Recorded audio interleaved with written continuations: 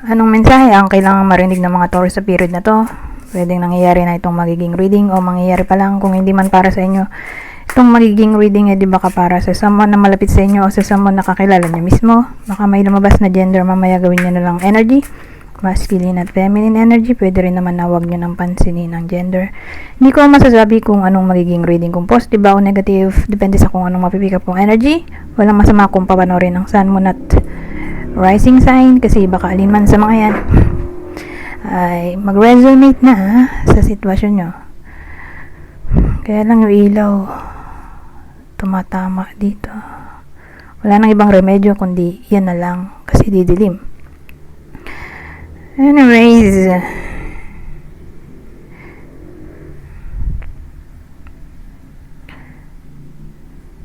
eto mukhang teamwork na maaring maging successful.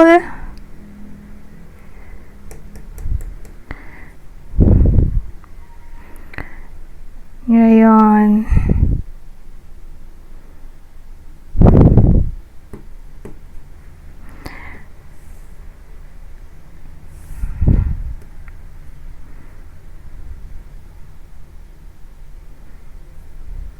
sabihin natin sa topic ng connection, family, friends, may someone na magre-reflect sa tinakbo ng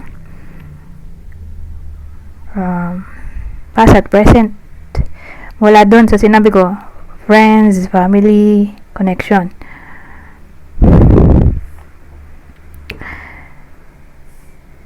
So ngayon, dahil nag-reflect na dito, karoon ng reassessment, reevaluation, matututo yung iba sa inyo na magkaroon ng self-control, self-discipline tungkol sa kanila. Okay, siguro maaring na-take advantage yung iba sa inyo, kaya yun nag-lead sa reassessment, reevaluation, or may something na maaring mangyari in a way na yung mga nabanggit kong tatlo, family, connection, friends, ay maaaring mag-cause ng somewhat mild dissatisfaction sa iba sa inyo. Kaya ayun, karoon ng Chariot.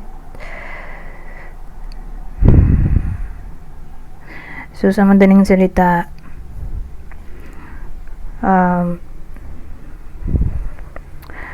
kakaroon ng wall, invisible wall, yung iba sa inyo, kasi ayaw na nilang ma-manipulate ulit or ma-disappoint ng mga taong nabanggit ko kanina dito. So lalabas lang tong sinasabi ko, mild dissatisfaction, kung may gagawin tong mga taong to na hindi magugustuhan ng iba sa inyo. Kaya magkakaroon ng invisible wall ang iba sa inyo sa mga taong nabanggit ko kanina. Okay? Para hindi na sila ma-manipulate o ma-take advantage ulit. Ganun ang dating. Anyways, dito relasyon. So again, family member, friends, o ka-connection. So pag sinabi mong connection, na-meet lang online o kakamit lang. Mga bago makikilala, ganyan. Anyways, dito na tayo. Pang masasabi nito, ibang senaryo. Pero tabi ko lang itong mga nagamit ko ng cards para hindi magulo.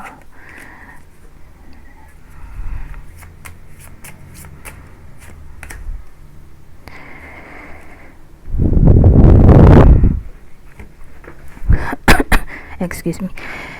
So, sa period na to, asahan natin na may iba sa inyo na maaring mag-wish, mag-plan, o mag-prepare sa anything na may kinalaman sa pag-travel, pag-try ng something new, pag-explore, pag-adventure, or pag-move on. So, case-to-case basis. Dagdagan pa natin ng 2 kasi bira ko lang to gamitin. Tapos matagal bago umulit. Anyways, ano naman tong ganitong case? Sa ibang scenario, may someone. May iba sa inyo na kakaroon ng unexpected gift. Malaki ang chance. Kasi gift din to. Or maaaring yung gift ay all about abundance. Kung saan magkakaroon ng new opportunity. At lahat ng new opportunity ay maganda. Kasi may mga opportunity na pangit. 'Di ba? May dumating nga, di mo gusto.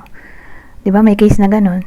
Pero sa case na to, may mga opportunity na darating na magugustuhan naman ng iba sa inyo. Okay. So, kung dito regalo, di money. Sinong tatanggi sa money? Diba? O career. Basta ang mahalaga may gift mula sa universe na matatanggap ang iba sa inyo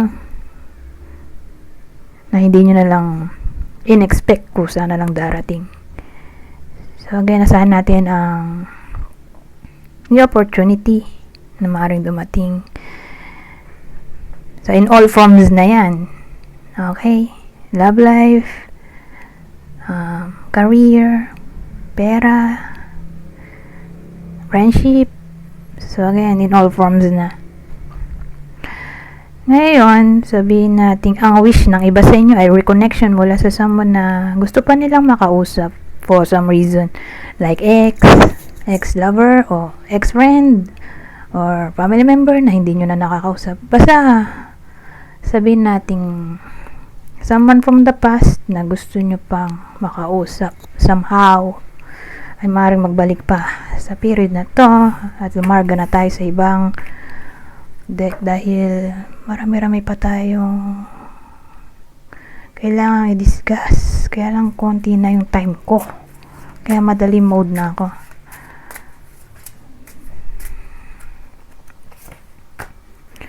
Ten minutes lang tayo eh. Mga 10 to 12 kasi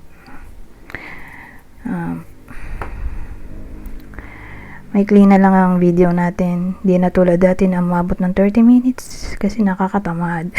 Nabubos ng oras ko sa isang video pala. Anyways, ano to? Creation success. Ito maganda oh.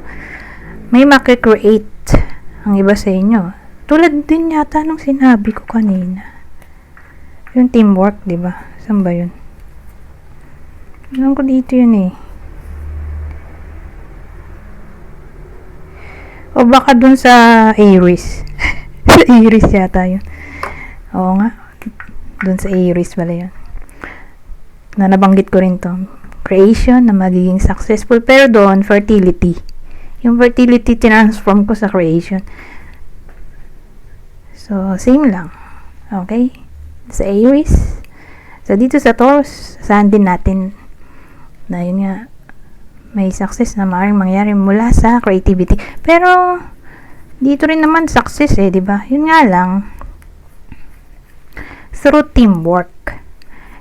Kasi itong case na to, alone lang eh.